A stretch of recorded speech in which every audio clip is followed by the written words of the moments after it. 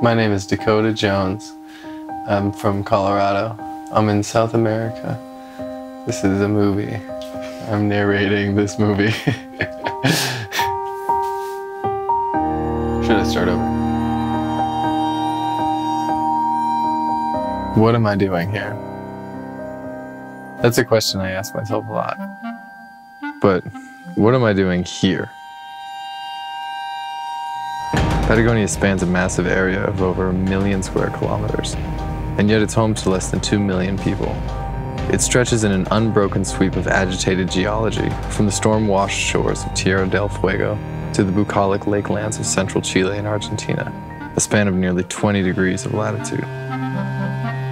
I've actually been here before. Look at that! Shit. Look at that! That is Lago Nahuel Huapi. And there's 100% certainty that I'm pronouncing that wrong.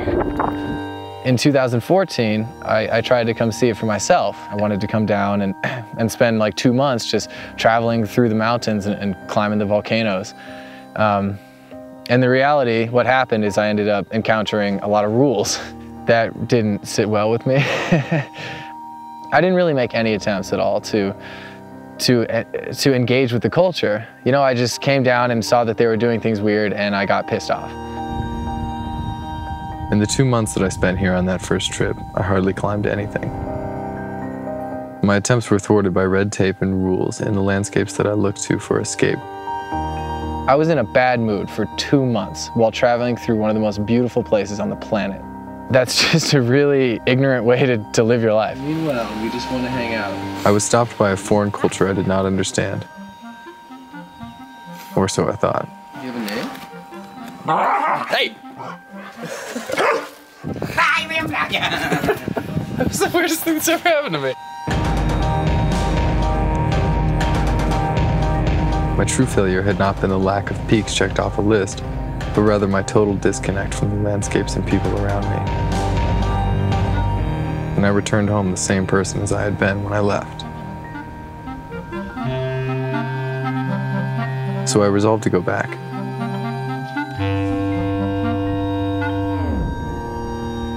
This time with a focus on connecting with the people and culture of Patagonia, and hopefully to share some good mountains along the way.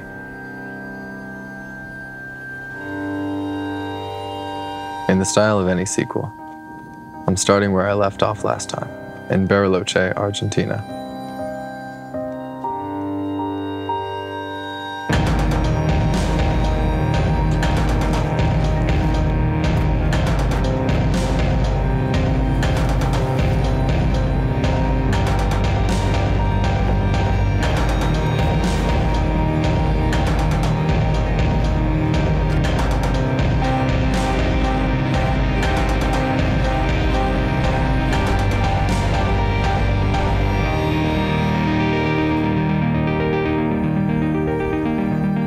The town has a sense of being on the edge of something.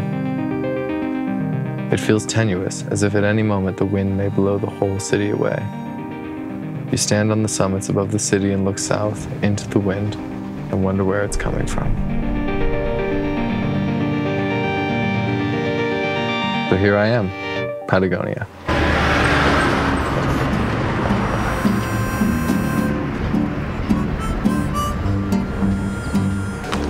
Find a map. I don't get lost, but I'm already lost. Up until this point, you probably thought that this is a romantic solitary quest through the heart of the mythical Patagonia. But I had some company, obviously. This is Dean. And this is Jared. You won't see them much, but they were there with me, and this is as much their journey as it is mine. A large part of connecting with people is being able to speak their language. I don't know what that means, really. I think it's just haircut or something. So I spent several months prior to this trip taking Spanish classes.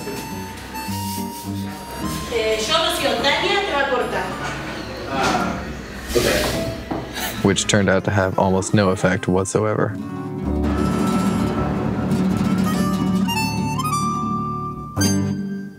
Fortunately, Maori Pagliacci joined us for the first week to help us get adjusted. I can. There you are. Oh, hi, hola.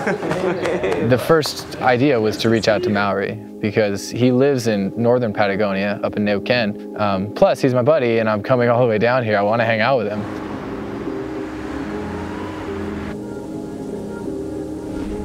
We spent some days running and hanging out in the mountains above Bariloche. Mountains that are as dramatic and exciting as any range in the world.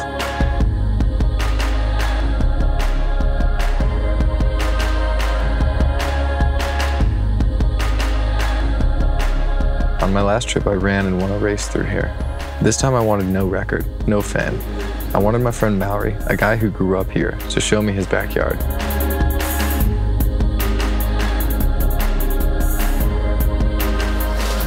It's the Alpine start.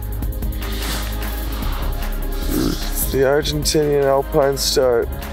It's not quite 8 o'clock and neither of us are happy about having to wake up.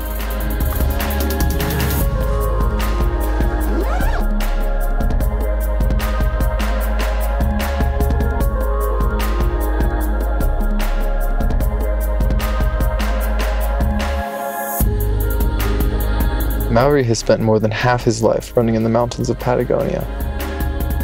His connection is deep with both the people and the land. Being able to show that to Dakota that has been all around the world and say, okay, dude, this is what we have. And find him excited about it and enjoying the trails. And to show that Patagonia is not only what you see in pictures, it's real. Yeah. So you can stay, like, try to go down straight, do a long trip, and Do you think probably this is the place to go instead of staying in Argentina? Yeah, don't go this way. All too quickly, it was time to leave the comfort of Maori's translation and head south. But before we did, he put us in touch with a friend. Okay, so I guess we'll just show up sometime tomorrow and come in. All right, thanks a lot. Bye.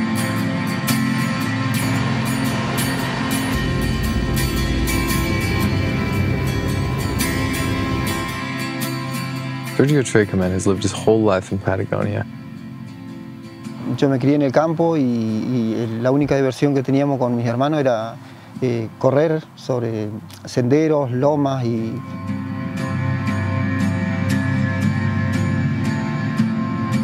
Though he hardly knew us, he took us in as family. And before I knew it, I was part of the Esquel running community.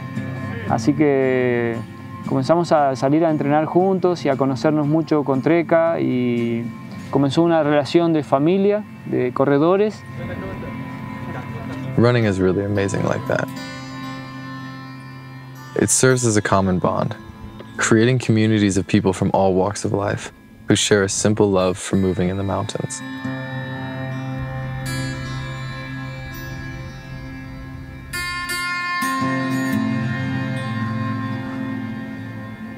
It's cheesy as hell, I know. It's something you've heard a million times before. But it's true, and it happened. And I think that's cool. If for no other reason, I'm happy to be a runner because it allows me to talk to people. You know, it allows me to meet people and have something in common with people I've never met before. Is through running I met Maori, and through Maori I met everybody we hung out with in Argentina. And that's the stuff that I'm gonna remember. Turns out they weren't content with just showing us their playground. Gracias, equipo. Before we knew it, we were bundled into a van and driven onward to our next destination, all the way into Chile.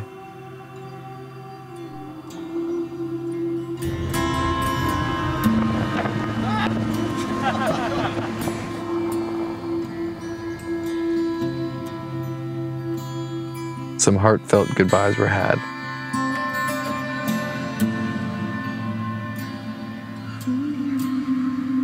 And then, once again, we were on our own.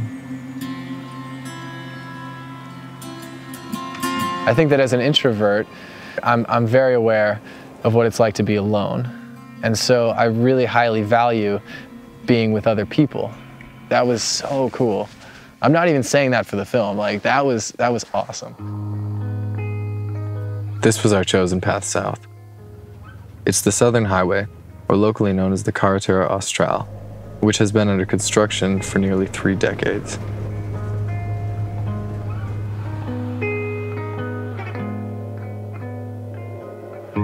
Patagonia is, as Bruce Chatwin wrote, the farthest place to which man walked from his place of origin. We have a long way to go. Only there. We have to go there. People often don't realize how large Patagonia really is. It is a landscape difficult to comprehend. There are mountains and glaciers that exist on a scale that seems impossible to most people, and a way of life that has disappeared from many other countries. After many hours of bumpy, rutted dirt roads, we ended up in Cerro Castillo. Cerro Castillo is, as its name implies, a giant rampart. Oh God, that's so fucking stupid.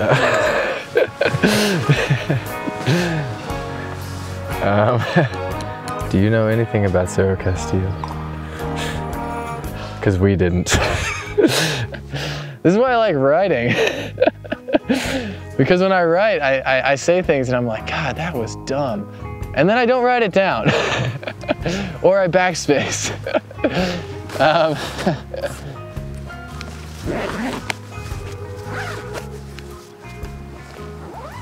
We just went south into the unknown just to see what it's like. That's the reason you do anything.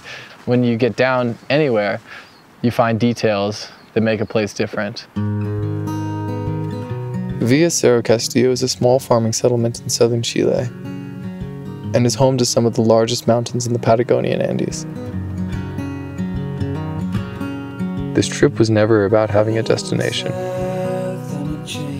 But as far as destinations go, this was a pretty good one. I was a tiny person in a huge place, a long, long way from home.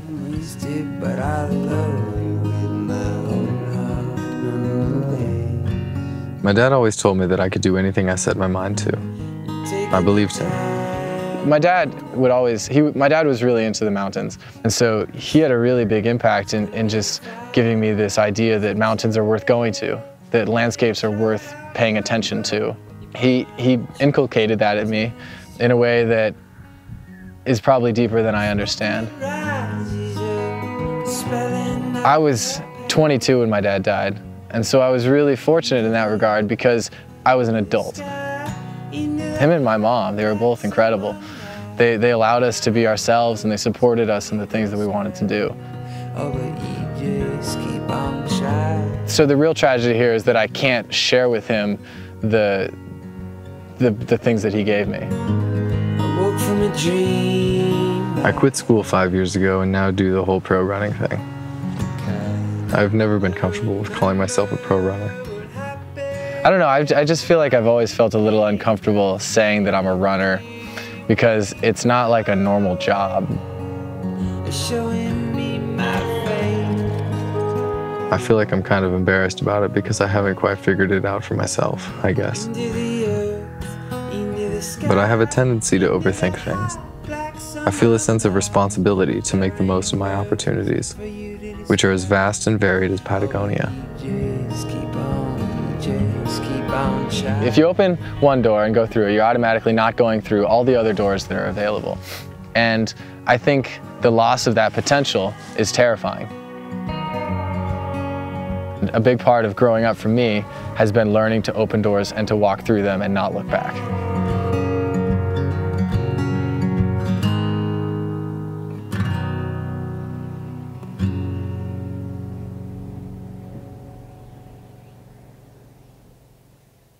But yeah, I mean, I'm just like the victim of having too much fortune, in a weird way to put that, because I have all the opportunity in the world. I came from a white upper middle class family in the United States, you know? My parents always provided for me.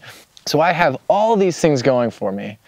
And it just seems like the height of arrogance to not use that. Because I think that the best way to be grateful for something is to make use of it in order to say thank you to whatever force has put me into this position. It's beautiful up here. I think that's an important thing to note, is that we've been asking ourselves why we're here. What am I doing here? I don't need to explain that because this is enough. Because I get to be here, because I get to practice my Spanish, because I get to talk with people that I've never talked to before. I don't know, because I get to have experiences I wouldn't have had otherwise if I had just stayed home. It's enough just to try. I've been given a lot of really good things, and I guess that the whole thing now is that I want to be able to make it worth it. And so coming down here, we're gonna, like tomorrow I'm gonna go try to set this FKT and the Cerro Castillo route, and whether I do or not is honestly of no import to me. All right, I'm about to start the 50, no wait, what is it? The FKT, it's not 50K. We don't know. I'm about to start the FKT attempt on the route that I have no idea how long it is. Running is often quantitative. We seek numbers to authenticate our experience. You can show a number to somebody and prove that you had an experience, but that doesn't tell them anything about the experience. I think the quest to quantify our lives is missing the point. Experiences are whatever you make of them. Recording! Look at those mountains! Look guys, I know it's a record attempt, but I gotta pause just for a second to take it in, because it's not often that you get to come to such a beautiful place. Can you even hear me over all that river noise? I don't know, doesn't matter. The experience is the same. And this one? This one was pretty good. So I'm trying to learn to see the future as potential avenues of opportunity and to just try them. Do the best with the knowledge I have in hand. Even then, there is no way to tell. That's a glacier. The beauty is in being part of something, and this can take many forms. For me, it has always been the landscapes that have given me this.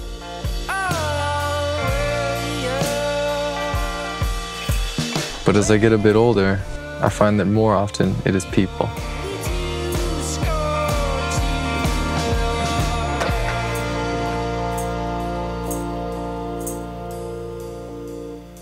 You meet someone kind, who lets you into their life for a brief moment in time and helps you to penetrate the cultural fabric of a place.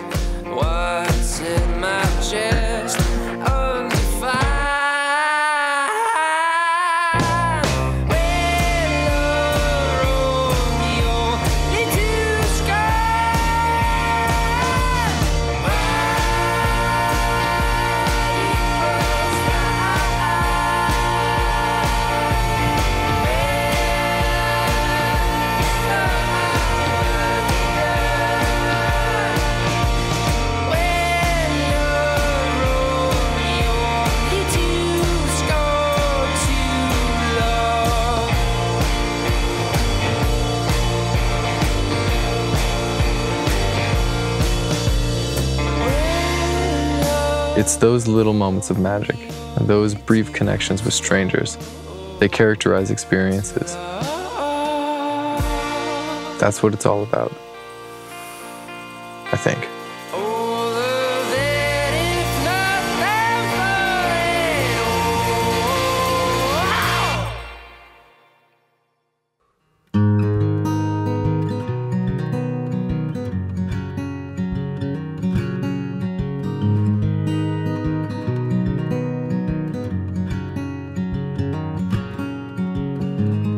Heading south on a train,